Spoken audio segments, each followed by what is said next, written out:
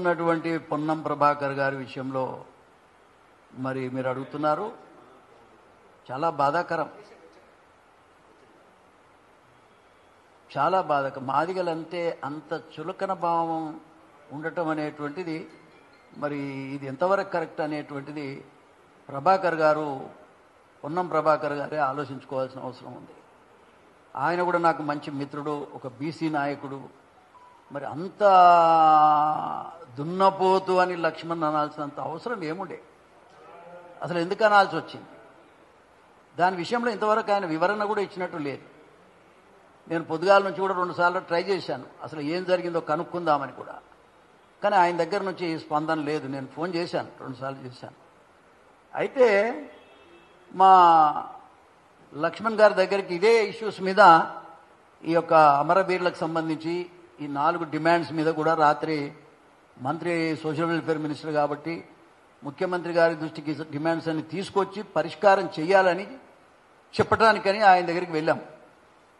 వెళితే ఆయన ఆల్మోస్ట్ ఏడుస్తున్నాడు. ఆయన అంత పెద్ద మాట, మరి ఒక దున్నపోతు అనే పదం ఆయనకేం తెలుసు? దున్నపోతు అంటే ఎంత బాధాకరమో ఒకసారి సభ్య సమాజం అర్థం చేసుకోవాల్సిన అవసరం ఉంది. ఇది మంచి పద్ధతి కాదు.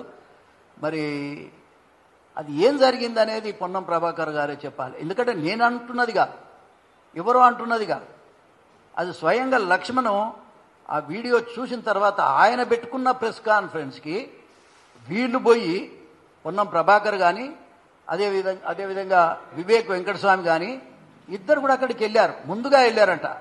ఆయన 3:30కి ప్రెస్ కాన్ఫరెన్స్ పెట్టుకుంటే మరి 3:30కి కాకుండా అంతకు ముందే 3 o'clockకే వచ్చి మరి లక్ష్మణ్ రాలేదు వాడు దున్నపోతూ ఆ పోతూ ఈ పోతూ అని మాట్లాడటం ఎంతవరకు సమంజసం?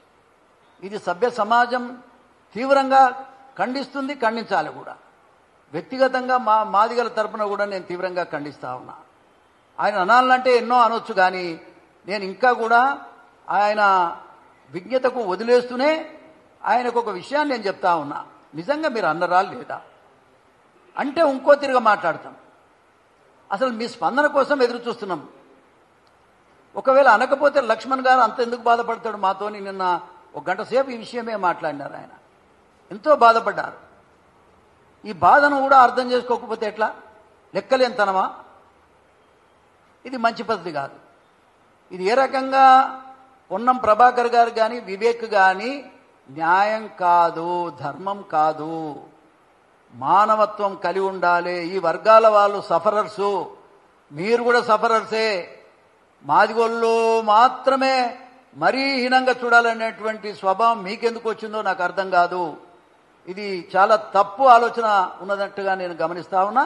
ఇప్పటికైనా మీరు అసలు అక్కడ ఏం జరిగిందనేటువంటిది జనానికి చెప్పుకోవాల్సిన అవసరం ఉంది వాళ్ళకి.